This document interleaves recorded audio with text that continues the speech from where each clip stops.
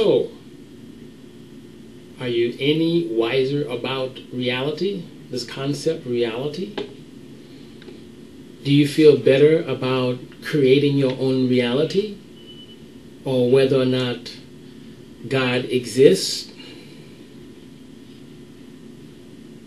It's clear that much of the material that we were looking at were somewhat technical. Looking at Heraclitus' idea of logos, a spiritual fiery element, certainly does not seem to make us closer to resolving the questions of God's existence. However, the theories we looked at, if we look at them, everything together, gives us fundamental insights into the general nature of metaphysics.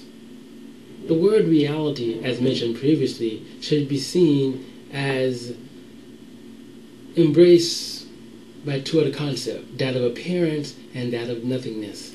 The philosophers we looked at shed light on these concepts. Thales began the process of looking at reality by looking at the appearance-reality distinction. He quickly concluded that there was a fundamental stuff. There was one thing which we now call monism. He identified that stuff as water. His follower Anaximenes clarified the idea of monism and said that the fundamental stuff had to be a boundless, indeterminate thing, which in the Greek language is called an apeiron. Anaximenes came forward and took the ideas of Thales and Anaximander and generated theory based on air, which was actually theoretically stronger. These ideas are the beginning. They began the process of reasoning. Philosophers introduce ideas of what or how we should explain ultimate reality. They give arguments. This encourages other people to participate. Because it's not about just believing what someone says, is that they gave an argument and you can verify, you can check whether an argument are good or strong. The beginning with the Ionian philosophers, Thales and Anaximander and Maximenes, quickly yield to the rise of Heraclitus and Parmenides, both debating over the idea whether or not fundamental reality changes or doesn't change. Heraclitus' insight was brilliant. Things are changing. But at the same time, Parmenides was also brilliant. Some things seem to be the same, or should be the same. Fundamental substance, we learn, has to be something that is eternal and unchanging. Heraclitus give us the idea that there is change. Parmenides gives the idea that there are certain things that never change. Empedocles and Anaxagoras gives rise to the possibilities of thinking logically about these issues. They don't completely resolve issues, but they point out issues that will later be developed by Plato and Aristotle, who give us more in-depth analyses of metaphysics or reality.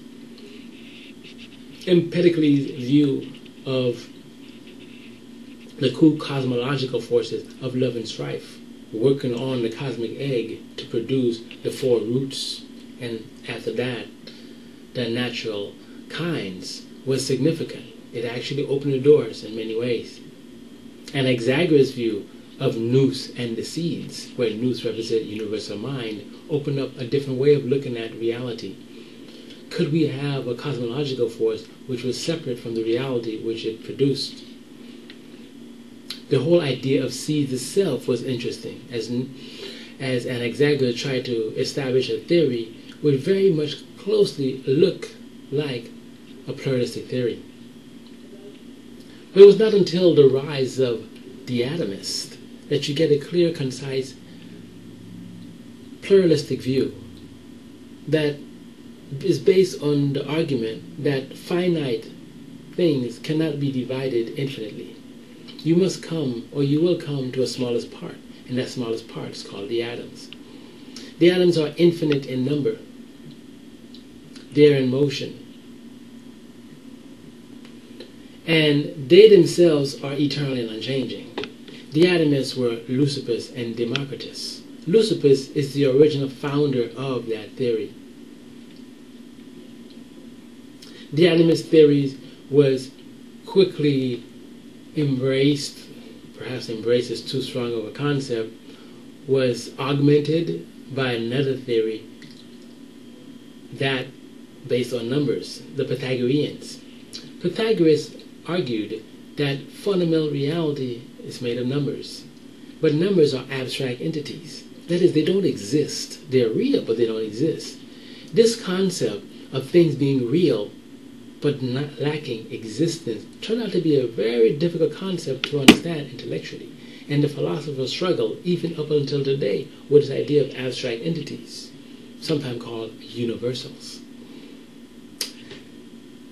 Plato, however, being a deeply intellectual individual, grabbed on this idea of abstract entities and created an entire theory, a theory called forms based on abstract entities. He argued for their existence, and then he systematically tried to show how forms underlies everything that we experience. These forms turn out to be abstract entities, but they are the most real in his theory of metaphysics. Indeed, Plato's theory goes forms, sensible objects, and then images, where images are the pictures or shadows of things. Sensible objects are the sensible worlds, sensible things like us. And the forms are the abstract entities. The forms turn out to be more real than us or our pictures. Aristotle disagreed with this, actually. Aristotle thought that, these forms, they are real, but they can't be out there. Forms exist as an inherent part of the world that we experience. In particular, Aristotle thought that Plato's theory didn't really express how the forms, these abstract entities, interconnected with the actual physical things, sensible objects. And in addition, if these things were eternal and changing, it did not explain how real change occurred. So Aristotle presented his own theory. In this theory, the forms were inside the things. And thus, we call his theory a theory of essences. Although the same abstract entities, but now we call them essences because Aristotle places the forms inside of the objects. That leaves us with a new approach to looking at reality. And pluralism has an entire new feel to it. But this was soon overtaken by, well, I shouldn't say soon, because from the time of Aristotle to the rise of René Descartes, we have quite a long time.